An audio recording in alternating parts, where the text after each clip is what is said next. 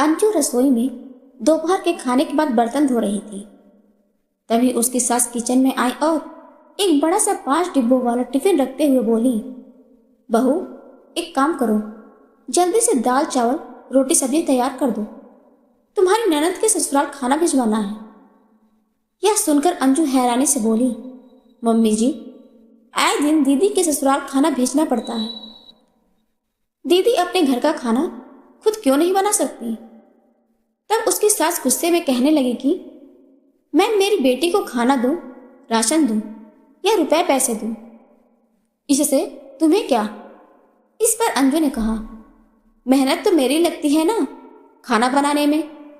तुम इस घर की बहू हो तो तुम्हें अपनी ननद के प्रति फर्ज निभाना ही होगा। मैंने तो तुमसे रिश्ता तय होते समय ही कह दिया था कि मेरी एक ही बेटी है, तुम्हें भाभी का फर्ज अच्छे से निभाना होगा। चुपचाप खाना तैयार करो, नहीं तो दोपहर के खाने का समय निकल जाएगा। वह ऑर्डर देकर चली गई और अंजू देखती रह गई। उसकी सास फर्ज निभाने के नाम पर हमेशा अपनी बेटी के घर का खाना भिजवाने के लिए कहती रहती थी। अंजू को लग रहा था जैसे वह एक नहीं बल्कि 2 गृहस्थी संभाल रही हो। खैर, वह मन मानकर खाना बनाने में जुट गई, क्योंकि अगर वह इनकार करती तो सास बहुत नाराज होती। धीरे धीरे उसकी सास और ननद को आदत हो गई थी। उसकी ननद को जब भी मन करता वह अपनी भाभी से खाना बनाने के लिए कह देती थी। अंजू अब इस बात से बहुत खींचने लगी थी। एक दिन उसने अपने पति से इस बारे में बात की तो वह कहने लगा कि अरे, मेरी बहन को शुरुआत से ही खाना बनाने की आदत नहीं है, धीरे धीरे सीख जाएगी तो खुद से बनाने लगेगी, तुम चिंता क्यों करती हो?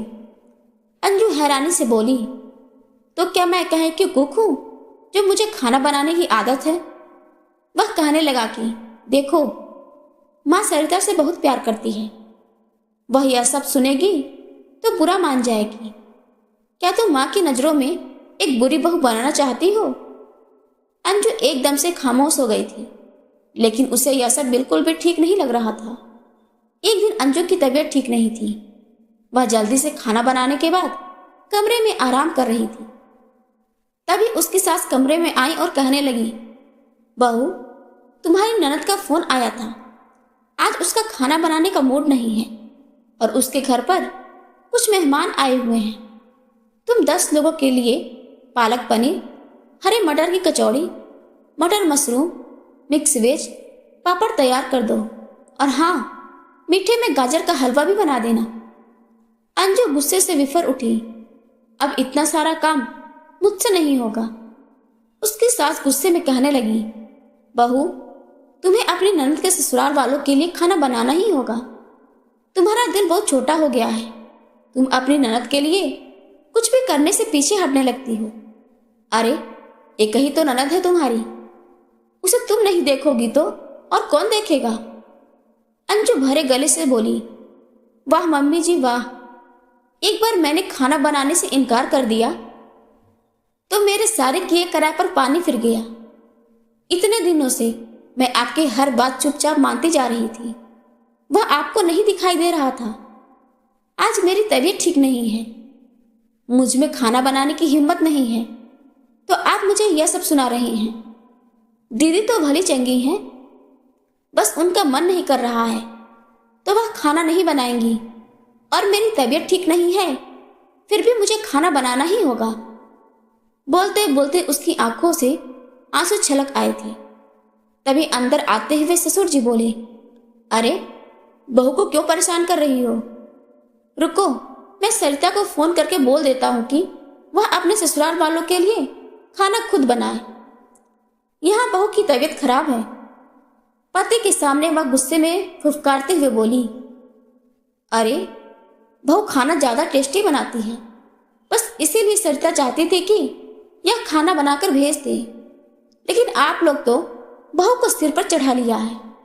इतना कहकर वह पैर पटकते हुए वहां से चली गई। ससुर जी बोले, बहू, तुम चिंता मत करो, मैं सरिता को फोन पर मना कर देता हूँ, जाओ तुम अपने कमरे में जाकर आराम करो।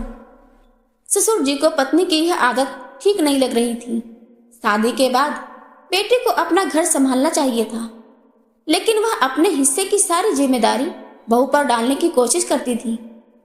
वह सोचने लगे कि माँ को बेटी को समझाना चाहिए, लेकिन वह तो बहू का ही गलत फायदा उठा रही है।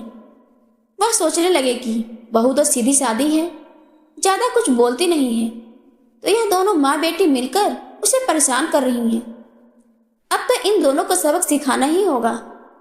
काफी देर तक वह इसी मामले पर विचार करते रहे। फिर उनके दिमाग में एक आइडिया आया और वह मन ही मन मुस्कुरा उठे। अगले रविवार को सुबह सवेरे जब अंजू की सास उठकर हॉल में आई तो पूरा घर पकवानों की खुशबू से महक रहा था। वह किचन में आई तो उन्होंने देखा कि बहू गुनगुनाते हुए खाना बना रही थी। वह पूछने लगी, वाह बहू, आज संडे स्पेशल में क्या बना रही हो तुम? तो बहू कहने लगी, मम्मी जी, आज मैंने मटर पनीर, मटर पुलाव, पंजाबी कढ़ी, छोले पूड़ी, आलू गोभी की सूखी सब्जी और मीठे में गाजर का हलवा तैयार किए हैं। सास ने एक एक बर्तन का ढक्कन हटाकर देखना शुरू किया तो हैरानी से बोली, अरे तुमने इतना ज्यादा खाना क्यों बना लिया? तो वह कहने लगी, माँ जी, ये खाना यहाँ के लिए नहीं है। आज बुआ जी का फोन आया था कि उनकी बहू अपने मायके गई है और उन्हें खाना बनाने का मन नहीं कर रहा है। अचानक से उनके घर पर कुछ मेहमान भी आ गए हैं, तो उन्होंने मुझे फोन करके कहा कि मैं उनके लिए खाना बनाकर भेज दूं। यह सुनते ही सास गुस्से से तमतमा उठी और कहने लगी, तुम्हारा दिमाग खराब हो गया है क्या? मेरे और अपने पति की गाढ़ी कमाई को तुम ऐसे ही बाहरी लोगों पर लुटा दोगे क्या? तब ससुर जी भी रसोई में आ धमके और कहने लगे, अरे वो मेरी बहन है, कोई बाहर वाली नहीं है, उसका भी इस घर में हक बनता है। अम्मा बाबूजी नहीं है तो क्या हुआ, मैं तो हूं। मेरी बहन मेरी कमाई से थोड़े पकवान नहीं खा सकती क्या? वैसे तो तुम अपनी बहू को ननद के लिए देने को पाठ पढ़ाती रहती हो, तो तुम अपनी ननद को देने का दिल क्यों नहीं रख सकती? मेरी बहन भी इस घर की बेटी है और इस घर पर उसका भी हक बनता है। इतने दिनों से तुम्हारे डर से मैं अपनी बहन के लिए कुछ कर नहीं पाता था, लेकिन जब तुम अपनी बेटी के लिए इतना कुछ कर सकती हो तो मैं अपनी बहन के लिए क्यों कुछ नहीं कर सकता? बहू, तुम खाना बनाओ, मैं उसे खाना पहुंचाकर आऊंगा और आज के बाद से जितना सरिता के लिए किया जाएगा उतना ही मैं अपनी बहन के लिए भी करूंगा। तुम्हारा बेटा जब अपनी बहन को कुछ देता है, उसके लिए कुछ करता है, तो तुम्हें अच्छा लगता है ना? मैं ही पागल था जो अपनी बहन को भूल बैठा था। अब पति की बात सुनकर अंजू की सास घबरा उठी। वह सोचने लगी कि अगर मैं अपनी बेटी का घर भरती रहूंगी तो उधर मेरी ननद का घर भी मेरे पति भरने लगेंगे। वह सर पकड़कर हॉल में सोफे पर बैठ गई। उनकी आंखें गुस्से के मारे जलने लगी। जब ससुर हॉल में आए तो वो कहने लगी, सुनिए जी, यह सब गलत है। आप इतने सालों के बाद यह नया नियम क्यों शुरू कर रहे हैं? दीदी तो कभी कुछ मांगती नहीं है, फिर आप मेरी बेटी से कंपटीशन क्यों लगा रहे हैं? ससुर जी कहने लगे, अरे रिश्ते तो सारे एक से ही है ना। वह मेरी बहन है, मेरे माता पिता की बेटी है, और यह सब मैंने तुमसे ही तो सीखा है। बेटियों की भले ही शादी कर दो, लेकिन उनका घर तो जिंदगी भर भरते ही रहना चाहिए। इस हिसाब से तो मैंने अब तक मेरी बहन को बहुत कम दिया है, लेकिन अब मैं उसे खुले हाथ से सब कुछ दूंगा। अब सास जी गिड़गिड़ाते हुए कहने लगी, देखिए जी, यह सब मुझे ठीक नहीं लग रहा है।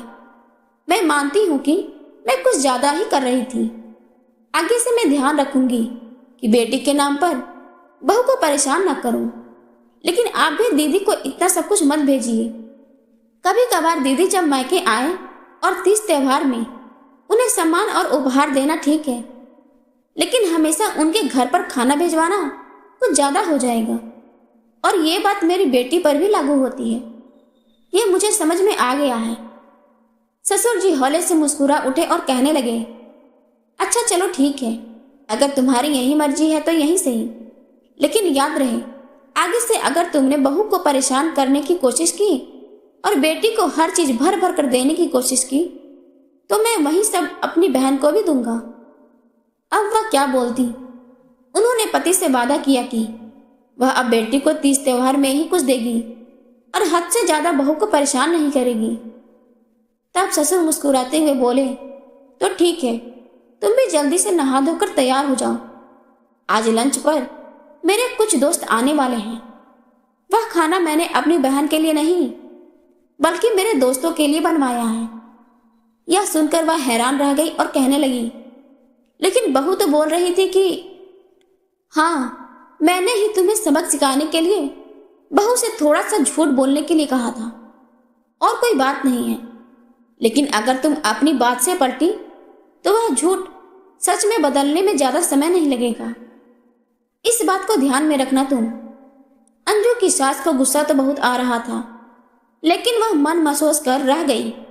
अगली बार जब बेटी का फोन आया, माँ भाभी से कहो कि वह मेरे घर वालों के लिए खाना बनाकर भेज दें, तो उन्होंने बहू से कुछ नहीं कहा बल्कि बेटे से ही कहने लगी कि देख बेटा, अब तेरी शादी हो गई है तो ससुराल वालों की जिम्मेदारी खुद उठा।